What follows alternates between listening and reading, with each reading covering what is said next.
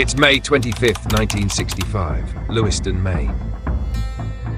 The eyes of the boxing world are fixed on two men, Muhammad Ali, the charismatic heavyweight champion, and Sonny Liston, the brooding former champ desperate for redemption. The first fight, it ended in shocking fashion, Liston quitting on his stool, leaving everyone stunned. But this rematch, this fight, it would carve its place into the annals of boxing history for a very different reason. In just 1 minute and 44 seconds, Ali lands what many call the phantom punch, and Liston hits the canvas. But was it a knockout, or was it a fix? Welcome to Back to Boxing. Today, we unravel one of boxing's greatest mysteries. Was the 1965 Ali-Liston rematch rigged? And if so, who stood to gain? The first fight between Muhammad Ali, then Cassius Clay, and Sonny Liston on February 25th, 1964, stands as one of the most iconic moments in boxing history. Liston, the dominant and feared heavyweight champion, was known for his intimidating presence and devastating knockout power. He had destroyed Floyd Patterson twice in the first round. Ali, a 22-year-old brash and undefeated challenger known for his charisma, speed, and self-promotion. But most thought he was no match for Liston. Before the fight, Ali loudly proclaimed he would shock the world. Liston, on the other hand, dismissed him as a mere loudmouth with zero chance. When the two met in the ring, Ali's speed, agility, and tactical brilliance proved too much for Liston. Liston struggled to land his powerful shots. By the seventh round, Liston, exhausted and nursing a shoulder injury, didn't answer the bell, giving Ali a stunning victory and crowning him the new heavyweight champion of the world. Ali's triumph marked the beginning of his legendary career and a new era in boxing. By 1965, Muhammad Ali wasn't just a fighter, he was a cultural phenomenon. Brash, confident, and now a devout Muslim, he had taken the name Muhammad Ali after defeating Liston. But that first fight?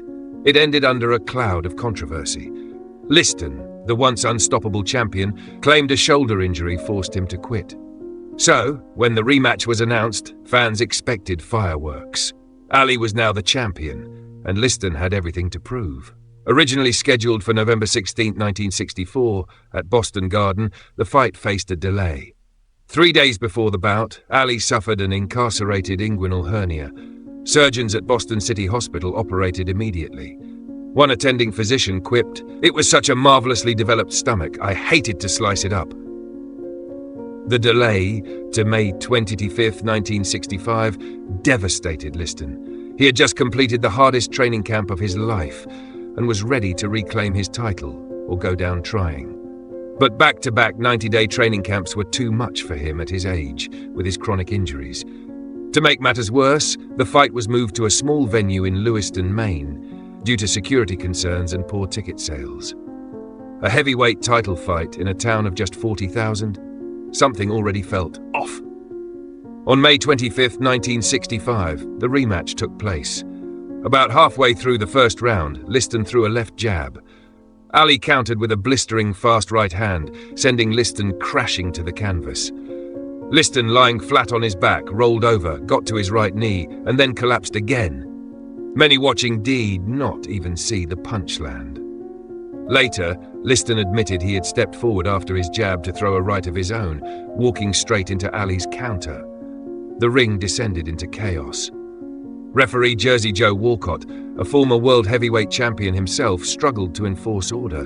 Ali, standing over his fallen opponent, gestured and yelled, "Get up and fight, sucker!" Under main commission rules, the referee could stop his count if a fighter refused to go to the neutral corner. However, Ali's actions, though chaotic, didn't break any rules. He didn't strike Liston while he was down or commit a blatant foul. But the controversy surrounding the fight, it never truly went away.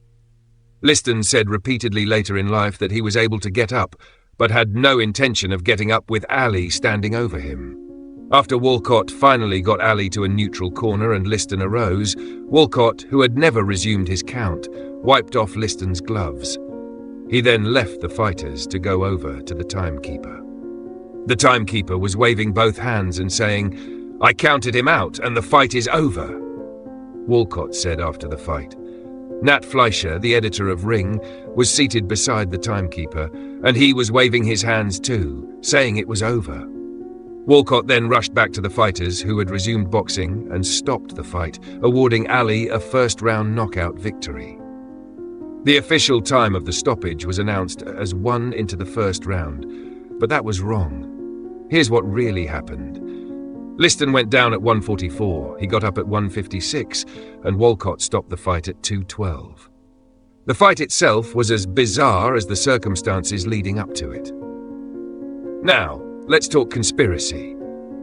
Over the years, 3 major theories have emerged. Number 1, the Phantom Punch controversy.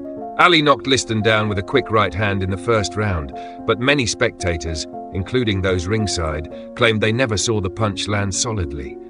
The punch was later dubbed the Phantom Punch because it appeared too weak to have caused the devastating knockdown. Critics argue that Liston exaggerated the impact of the punch, or even took a dive. 2. Liston took a dive for the mob. One of the most persistent theories is that Liston, who allegedly had ties to organized crime, deliberately lost the fight under orders from the mob. Some believe the mob told Liston to throw the fight to avoid financial ruin or legal trouble. Others speculate that the mob bet heavily on Ali and Liston's dive was a way to guarantee their payout. 3. Liston feared retaliation from black Muslims. Ali, a member of the Nation of Islam at the time, was a polarizing figure.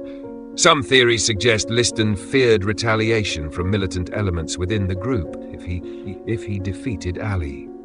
Liston allegedly received threats before the fight, which may have influenced his decision to avoid a prolonged contest. But the third one is, it was all legit.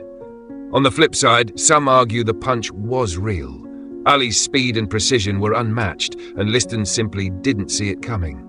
Slow-motion replays show the punch connecting cleanly to Liston's jaw. But let's not forget the context. Liston was nearing the end of his career.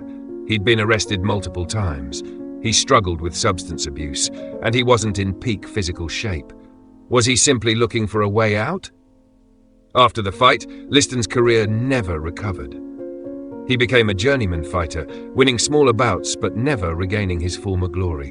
In 1970, he was found dead under mysterious circumstances, adding another layer of intrigue to his already enigmatic life.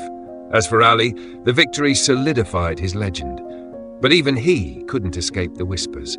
Decades later, Ali admitted he wasn't sure if Liston had been knocked out or if he'd taken a dive. So, was the 1965 rematch between Ali and Liston fixed? The truth is, we may never know. The evidence is circumstantial, the testimonies conflicting. What we do know is this: that night in Lewiston gave us one of the most iconic moments in sports history. It's a story of power, fear, and the murky world of boxing in the 1960s. Maybe the punch was real. Maybe the fix was in. But the mystery? That's what keeps us talking. What do you think? Was it a clean knockout, or the sport's dirtiest secret? Let us know in the comments below. And if you enjoyed this dive into boxing's unsolved mysteries, don't forget to subscribe to the channel. Thanks for watching.